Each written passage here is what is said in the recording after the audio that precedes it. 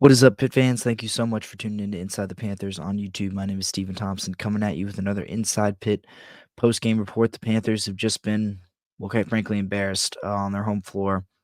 I believe, the sixth loss of the Capel era to Duke, his alma mater. They added to, an average margin of defeat in the 7 games, I believe, that they've played against Duke now since Jeff Capel's been head coach. They've only won once, and in the vast majority of those games, they get blown out. That happened again tonight. They lost 75-53. A really energetic crowd, and what seemed like would be a great college basketball atmosphere was quieted and marred pretty quickly, um, just by what Duke was able to do. They came out fast. They, kind of, I think, defeated any idea of an upset very quickly. Um, and then on top of that, defeated even the most remote idea of a comeback really early in that game. And um, I think the most striking image of the night for me was watching, fans and students, head for the exits with, I believe, more than 14 minutes left in the game. And I don't blame them. That's not like a judgment on anyone. It was a 9 o'clock tip. It was, close to 10:30 at night, if not later, 10:45. The game started a little late. And the team was down 31. And just I watching that game, it felt like there was nothing Pitt could do. Um, I think a lot of people called into question the effort. At least, I don't want to draw too much from just what I see on Twitter in the heat of the moment when people are just getting their takes off on Twitter. But like, I saw people questioning this team's effort in this game, and I just don't know how you can really kinda do that. I don't get that at all. I mean, at times it seemed like Pitt was fighting a tidal wave, you know? They were just overmatched and overwhelmed in every way, and this is a story of every Duke game really since Jeff Capel's been there. I mean, it was the story last year with a much better team as well. Um, Pitt is just not on this team's level right now. Um, Pitt has played, like I said, 7 games against Duke, since Jeff Capel's been head coach now.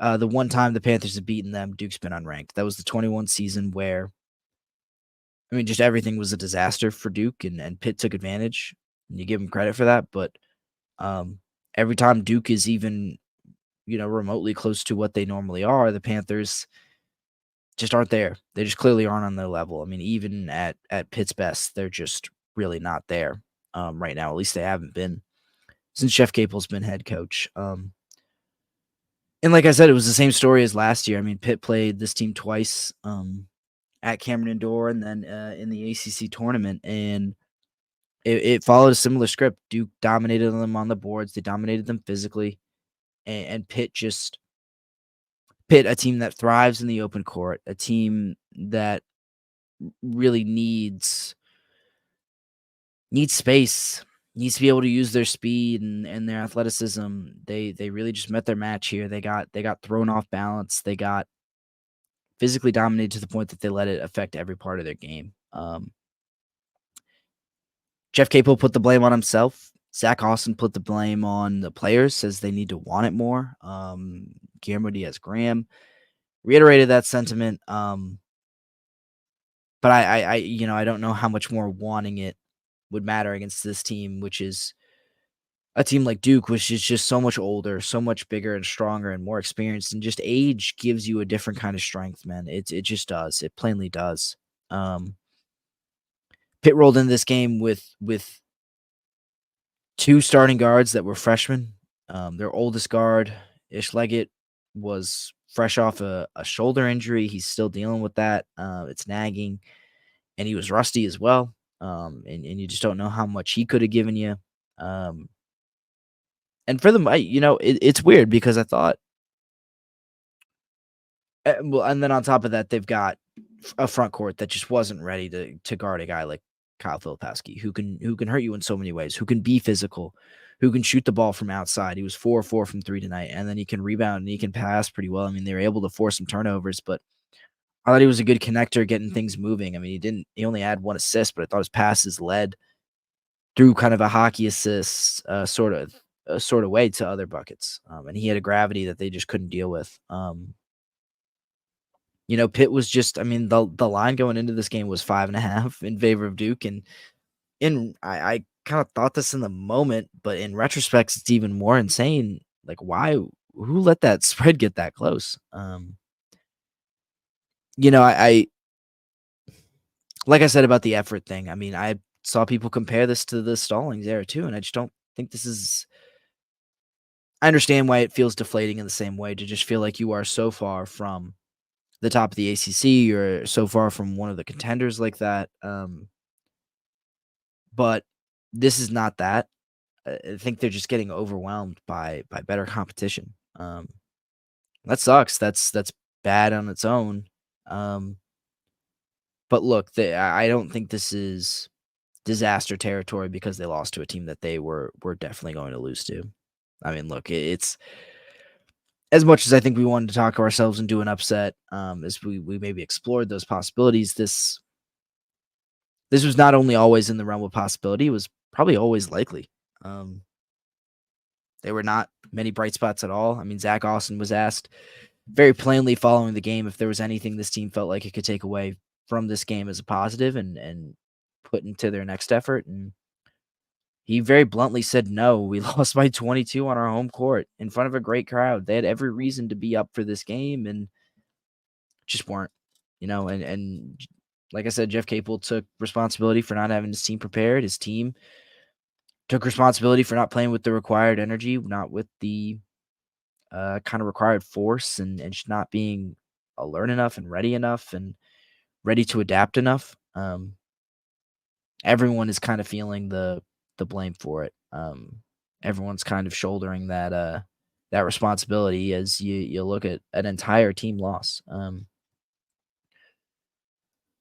And the funny thing is, I think Pitt had like a chance to really make this a game for a while. I thought in the first 8 minutes they played pretty well, aside from just shots not falling. I mean, like there were a couple layups that just rolled off the rim. They missed a bunch of open threes, and um, meanwhile they're playing good defensively. They were getting killed on the boards. I mean, that was kind of um, that was a thorn in their side, and that was a big reason why they were down by so many. At least I thought.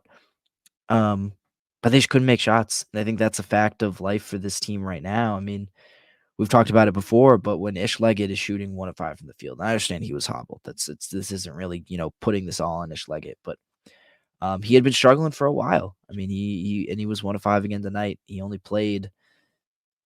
I want to say he didn't start. Jalen Lowe was in the starting lineup again today, but he only played 14 minutes. Blake Hinson, 9 points on 3 of 7 shooting. He was 3 of 7 shooting from three, 3 of 8 overall. He was just completely neutralized, and it's happened way too often this season for a guy who's supposed to be their best player. And um, it's tough, but I mean, that's the reality of the situation is when Blake Hinson doesn't play well, this team is probably not going to play very well or fare very well. That's just the reality of the situation. Their two best scorers, along with Bub Carrington, who finished with 10 points, 4 of 6 from the field, but he had a much worse game than that. He I believe missed his first 10 shots, 2 assists, and I believe many more turnover. No, only 2 turnovers, but I just thought, their three best scorers were just off. Not only off, they're not hitting shots, but they're not looking for ways to get other guys involved. I mean, 3 assists between the two of them is not going to cut it. Federico was the team leader in assists, and um, yeah, there's just no scoring punch. Like there's just no scoring punch. I mean, Jeff Capel talked about playing with resistance or providing resistance, and I thought Pitt did that to a certain extent on the defensive end at times, as much as they could, just kind of given all that Filipowski was doing, given all the threats that Duke has. I thought they tried. I thought they did a decent job. But on offense, I mean, that it doesn't matter how many stops you get if you can't put the ball in the basket, and Pitt just cannot do that right now. And I think like the shot selection definitely deteriorated. We'll get to Bub Carrington in a minute, but he he was hunting shots in a way that I thought was really unproductive and just wasn't good. And I thought, they were already spiraling at that point, so it didn't really matter that much. But I think there are times where, um, he's just the opposite of productive for this. He's counterproductive for this team. But yeah, I mean, like, no, there's just no one who you can count on right now to go get you a bucket. Seems like Jalen Lowe's getting more of an opportunity to maybe explore that and see if he can do that. But even he struggled to shoot today, 3 of 10 in the field. Just a very rough night from top to bottom. And for as good as I think this team kind of still, I mean, you look at the metrics and you look at them give up a 51% shooting night. You look at them give up a 60% shooting night for most of this game before a late run or a late kind of cold streak from the Blue Devils sank their numbers, but still think they can be pretty good defensively, but it really doesn't matter if they can't find guys who can score. All that said, I feel like, going back to what I said about, is this as bad as the Stallings era? No, I mean, I think this team's just young, and they faced a team that was not only way more talented than them, but also a horrible matchup as well. And you got the result that I guess you get from that. I mean, it's not, to borrow a phrase from Mike Tomlin, it's not anything mystical. Um, I think the box score, I think the final score tells you everything that you really need to know. Pitt got out rebounded by 16. Duke shot 44% from three, and it was much better than that in the first half. They made nine of their first. Ooh, this is some maths. 9 of their first 17 shots from three. I mean, there was very few things they did wrong, and there was very few things that um Pitt kind of forced them into doing wrong. I mean, like I said, it was like fighting a tidal wave. They were overmatched from the start, and um it's the unfortunate nature of Pitt versus Duke right now is that Pitt is just not on their level, um, and won't be. And this isn't even. I don't know. It just doesn't seem like this isn't going to get solved over the. I believe they have a week and a half until they travel to Durham to face this team again, and I just don't think it's going to get any better in between then. They can maybe get Ishlega a little healthier. They can maybe get him some conditioning back, but how much does that really affect them? How much does that change this outcome? Probably not by much, I'd have to say.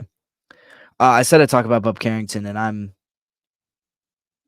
I think Jeff Capel's been willing to change the starting lineup a lot, and I think Carrington just he's been erratic with his shot selection, not always a great distributor. And you've got a guy like Jalen Lowe who's playing really well right now. I think even a rough night tonight, but it was a rough night for everyone. And Carrington, I just thought he's not creating as much as he was earlier in the year.